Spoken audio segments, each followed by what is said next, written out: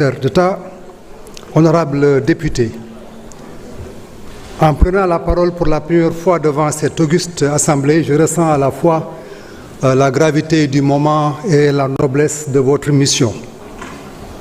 Votre institution n'est pas seulement un organe constitutionnel, elle constitue l'enceinte où se forge la volonté nationale, le siège de notre légitimité collective. Dans ce sanctuaire institutionnel se cristallisent les équilibres, se déterminent les orientations, se dessinent les horizons. Ici bat le cœur profond du peuple et de la République.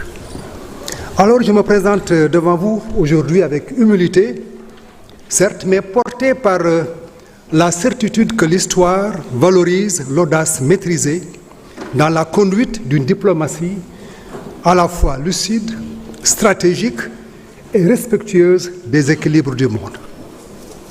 Voilà pourquoi le budget que je soumets à votre examen n'est pas, comme il apparaît, un ensemble de lignes budgétaires. Il est un instrument d'affirmation, il est un vecteur de souveraineté, il est un pilier de puissance publique. En effet, comme vous le savez, dans un monde de plus en plus dur, dans un monde de plus en plus incertain, mouvant, parfois brutal, la diplomatie n'est point un luxe, elle est une nécessité vitale. L'ardeur de la tâche m'incite d'emblée à saluer avec ferveur les vaillants diplomates sénégalais, ici à Dakar comme dans nos représentations extérieures. Je voudrais ici rendre hommage à mes devanciers, de Doudou Thiam à Yassine Fall, en passant par d'éminents autres ministres comme Amadou Karim Gaye ou Moustapha Niasse. Et je suis heureux d'avoir ici dans cette salle deux éminents prédécesseurs qui ont marqué de leur empreinte la diplomatie sénégalaise. Je veux citer la brillante Aïssata Tall Sall et le très efficace, de par sa formation même, Amadou Ba, qui a été ministre des Affaires étrangères et aussi qui a été Premier ministre. Je suis ravi de vous avoir dans cette salle et d'avoir aussi bénéficié de votre encadrement quand j'étais sous vos ordres. Dans la salle aussi, nous avons un ami qui travaille ici à l'Assemblée nationale, je voudrais aussi rendre hommage, c'est l'ambassadeur Chérif Diagne, qui est le conseiller diplomatique du président. Donc je voulais rendre hommage à tous ceux qui ont eu à jouer un rôle. Je voudrais aussi saluer le secrétaire d'État qui a déjà démontré toute son efficacité dans l'exercice des missions qui lui sont confiées et la formidable équipe que j'ai avec moi ici, qui sont constituées de diplomates vaillants, travailleurs, opiniâtres dans le travail, engagés.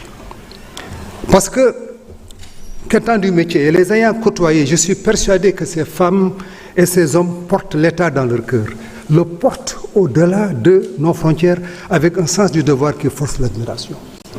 Ils travaillent presque toujours dans l'ombre et c'est grâce à eux que nous restons visibles. Ils négocient, ils influencent, ils protègent, ils incarnent dans la discrétion de chaque geste professionnel l'honneur du Sénégal. Qu'ils sachent que le Sénégal les sait indispensables et qu'il leur doit plus qu'il ne pourra jamais pleinement reconnaître. Honorables députés, plus qu'un théâtre, le monde est un champ de force. Les blocs s'y composent, les puissances s'y affrontent, les intérêts s'y entrechoquent, les alliances s'y négocient, quelquefois avec une froideur implacable.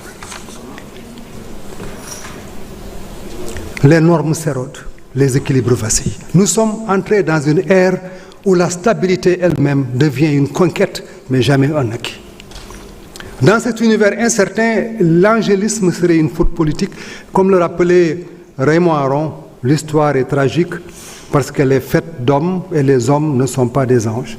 Ainsi, nous devons regarder le monde d'abord tel qu'il est, ensuite tel que nous souhaiterions qu'il soit. Cela signifie agir, prévoir, protéger. Cela signifie tenir notre rang avec lucidité et sang-froid. Cela signifie avoir de la vision, avoir de la sagesse. Et c'est dans cette perspective qu'il est essentiel que le budget de mon département soit à la hauteur de nos ambitions diplomatiques. Car toute rétraction du budget menace notre capacité de projection d'influence et d'anticipation. J'ai entendu ici beaucoup de demandes pour que le ministère fasse plus, pour qu'on ouvre des centres d'émission de passeport ici et là, pour qu'on mène des actions, mais toutes ces actions ont un prix. Or, une diplomatie sans moyens et qui est sous-financée est une diplomatie muette. Une diplomatie affaiblie est un pays affaibli. Et pourtant, jamais les exigences n'ont été aussi lourdes. Le coût des missions a augmenté, le coût de la représentation a augmenté, les exigences multilatérales se sont intensifiées, les menaces transnationales se sont densifiées. Regardez ce qui se passe dans notre sous-région, à notre frontière orientale.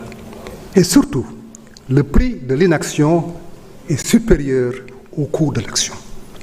Honorables députés, l'action diplomatique n'est pas une dépense, c'est un investissement. Un investissement pour la sécurité, un investissement pour la stabilité, un investissement pour l'influence, un investissement pour l'avenir. Comme le disait Cheikh Anta Diop, les États puissants se reconnaissent à leur capacité à prévoir et agir.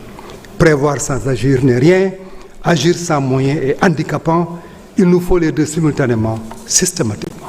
Monsieur le Président, honorables députés, notre diplomatie repose sur 3 mandats majeurs. Il est important, puisque je m'adresse à vous pour la première fois, que je vous décline la vision du chef de l'État sur comment nous entendons mener notre diplomatie.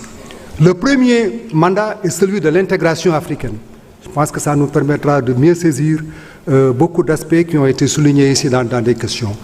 Et cette intégration africaine constitue le premier niveau stratégique de notre diplomatie. Parce que nous pensons que le Sénégal ne saurait prospérer au milieu d'un continent qui est fragmenté, aux souverainetés dispersées et aux économies trop souvent juxtaposées plutôt qu'articulées. Notre sécurité est sous-régionale et régionale. Notre destin est continental. Notre avenir dépend de notre capacité collective à dépasser les frontières héritées pour bâtir des espaces cohérents de solidarité politique, économique et sécuritaire. Nous devons d'abord œuvrer à la consolidation d'une CEDEAO plus résiliente, plus stratégique, capable d'assumer ses responsabilités. Une CEDEAO qui ne soit pas seulement un marché commun en devenir, mais une communauté politique assumée. Une CEDEAO qui ne subit plus les crises, mais qui les prévient et les résout quand elles surviennent, comme c'est le cas actuellement en Guinée-Bissau. Au-delà, notre engagement pour l'Union africaine doit être à la mesure des enjeux continentaux.